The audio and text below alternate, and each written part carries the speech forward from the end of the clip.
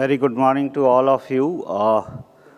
Sorry, I was a bit early because I was part of the panel, but then I have to rush for a meeting. So I thought, let me share some of the experience, what we have gone through, what we are going through, what we are trying to deliver to all of you as a citizens. At the outset, let me thanks Veloxx Media and the entire team for having me here. I'll start with, I think, 5 directions when we talk about citizens, framing policies, delivering services closer to the people, and also when you are delivering services, how do you take a whole of government approach. And these 5 things are, to my mind, the first thing is the workload, your business, your data. I think government, whether you think of any of these critical sensitive data, or you talk about public data at large, or let's say now you are delivering some services, whether it is G2B or kind of a G2C, or even if sometimes, let's say, B2B, where government is framing those policies, regulations, aligning with the law of the land. The business to understand is very important. The data to understand is very important, and that's what probably we did when we are doing this large transformation, whether it is passport, Aadhaar, GEM, GST, whatever I name it. And the important part to understand that data is threefold. The first fold is the data by itself. What kind of data is it? Let's say today I am delivering passport services to all of you. Almost we are giving more than 90,000 citizens daily. So just imagine. And when I say more than 90,000 citizens daily, it's not only in India, it's global. Any diaspora living outside the country, anywhere across the globe, I'm talking all of you, right? And if I'm dealing with that data, I must understand that data. What kind of the data is it? Is it when I'm collecting that data from all of you, am I in terms of creating a mechanism where you understand that for the purpose which I'm collecting that data? So I think that is the first thing going forward, as I rightly said, all of us in government, private come together and try to understand more and more the purpose for which the data being collected. Can we minimize that? For the sake of collecting, let us not collect the data, because once you collect the data, you are now bound to and you are binded by many things. That means the second part is the mechanism through which you collect data. The principal owner of the data, the kind of the data which it belongs to, is that they are fully aware of what you are collecting for. Because going forward, we are now will be banded by DPDP and other kind of a law, which is very tough, very rigid to deal with, because there is a holistic change, 180-degree change in this kind of a laws which has been brought in recently. And the 180-degree change is now the fiduciary is fully and solely responsible whatever data you are collecting. Before this law, in fact, it is the citizen or it is the user has to prove in the court of law with all the evidences that this is what I have not done wrong, or this is what I have to prove in the court of law. But it is now other way. You as a principal owner of the data, you just need to put a complaint. It is the fiduciary now prove in the court of law saying that I have not done anything wrong. And that is why we are dealing with business, and whatever business and government, when I say business, I mean mostly it is welfare or let's say citizen services or some kind of a policy or regulation kind of a work. And these businesses will deal with the data. And these data belongs to you and me. And that is why the purpose of its collection, how do you minimize it, that consent mechanism right from beginning. Let me quote a small example. Many a time, let's say, some authority asks you the Aadhaar card of your spouse, right? what do you simply do? Without even asking your spouse, you simply share the Aadhaar card to the authority. That is not the way. That's not the way DPDP has been written, right? The principal owner of the data even completely unaware, saying that you have shared the Aadhaar card. Maybe he or she is your spouse, but that doesn't mean that it allows you to share that data, right? There is no consent. The second part is when you collect that data, how do you store it? Where are you storing? Is it a on-prem? Is it a cloud-based kind of a platform? And when are you storing that data, what is that mechanism you are storing? The kind of protection mechanism you are building in terms of encryption, whether the data is traveling, data is at rest, data is in use. It's very important to take care of that, right? So business goes hand in hand with the data, and any of these services I'm talking, doesn't matter whether it is passport or Aadhaar, doesn't matter. And then when the data you are stored, you harness that data for some purpose. For an example, I collected your data and now I'll harness it for issuing of passport services. Assume that now I'm doing something more. Assume that I'm sharing that data with the Bureau of Immigration. Now another picture has come of that data, right? You have increased your business sense for which you have otherwise collected that data. So when you are sharing with the Bureau of Immigration, is that again the principal owner of the data is in picture.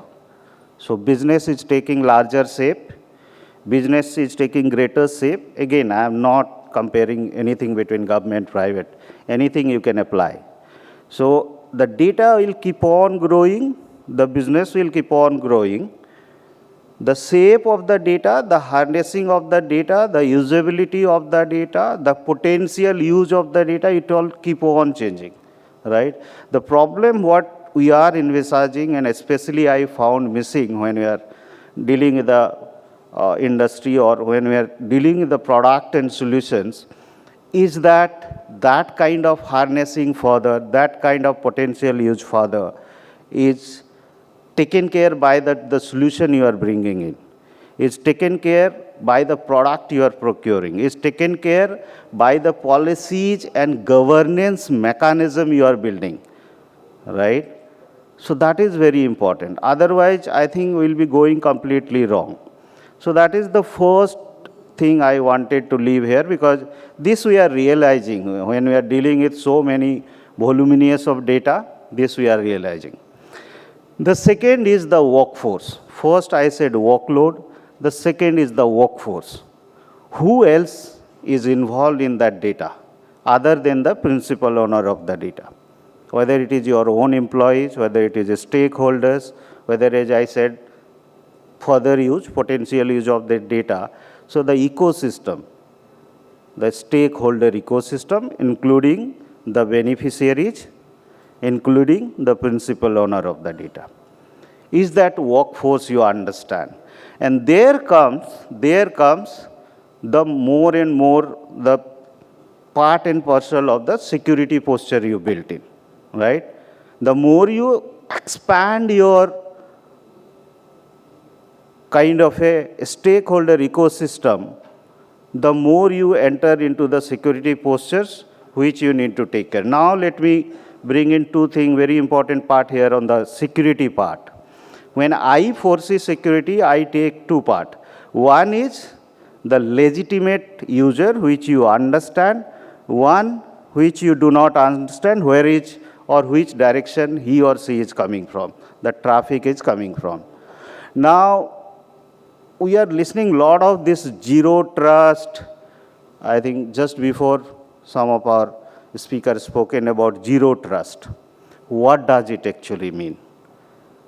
Even if it is a legitimate user, assume that that's a legitimate user, it's an internet user, you know that user. It is part of your, let's say, Active Directory, right? It is a defined user, but it's taking an internet safe when you are hitting to the application or towards the database.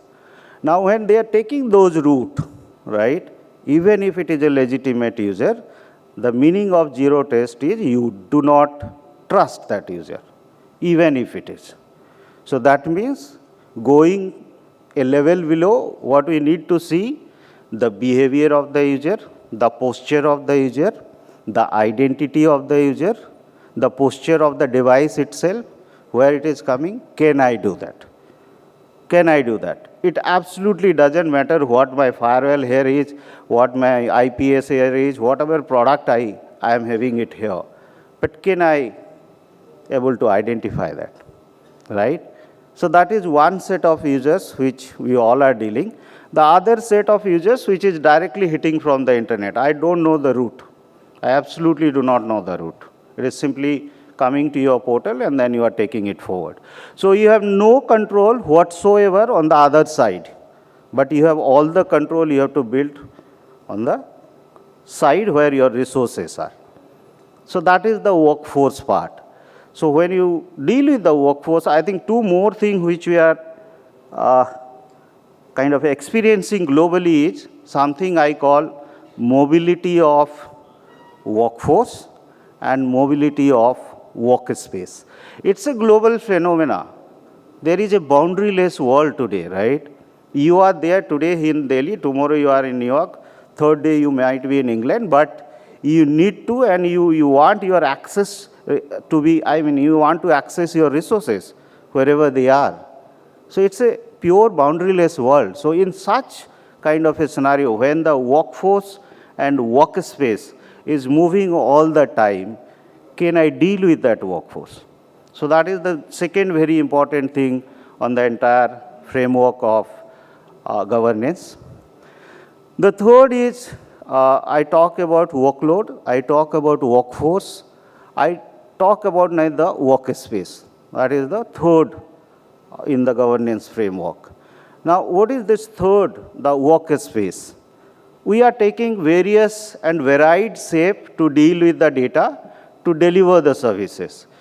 It may be it's a on-prem environment, it could be a cloud-based environment, it could be a hybrid way of reaching to you, it could be multi-cloud approach. So the workspace is changing. There is no constant workspace.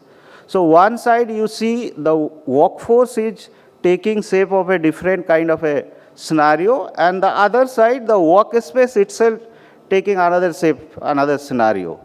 In those two scenarios, what is the common factor? What is the common factor? Can I find that common factor so that I can always take care of that common factor? And believe me, that common factor is, again, that is the single way of understanding that common factor is creating that observability, creating that visibility. Can you do that? Can we all do that?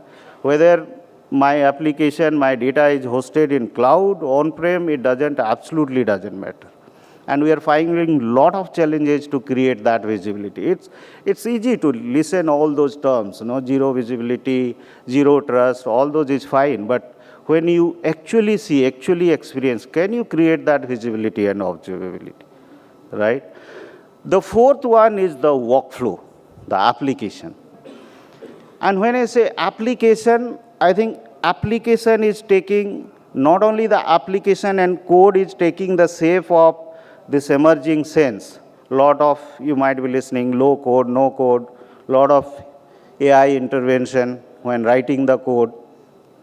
And the other side, when the application is accessing those resources within on-prem or let's say cloud variants, again there are a lot of emerging sense evolving in terms of using all of them, whether it is AI, whether it is blockchain, IoT, 5G, any of these.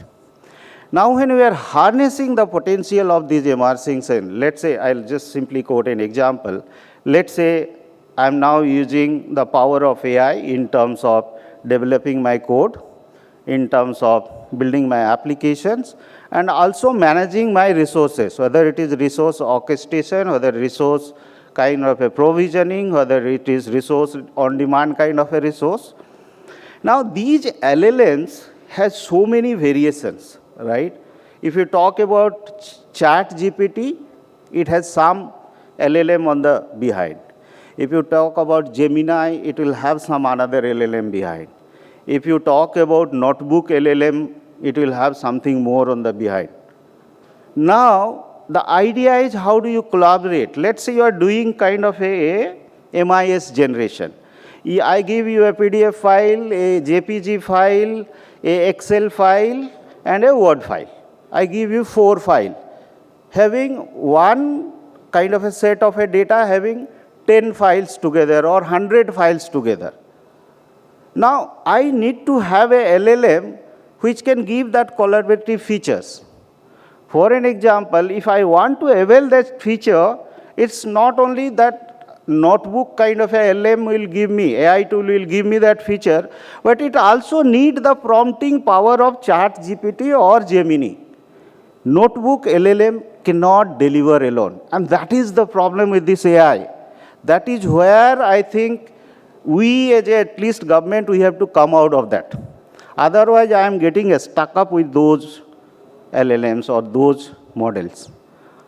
So if I have to procure ChatGPT enterprise version, I also have to probably procure Gemini, and at the same time, probably I also have to procure notebook LLM. So just imagine the power of your AI you want to leverage as a corporate or as a government organization, but how many places you are getting stuck up. Can I have an effective AI tool which takes care of all of them together for me?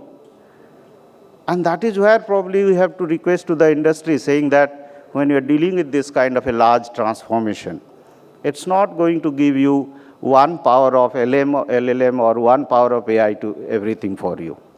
The last thing, because I think time is a concern, so the last thing is the web. So I talk about workload, I talk about workforce, I talk about workspace, I talk about workflow, that is the application. The last thing is the web.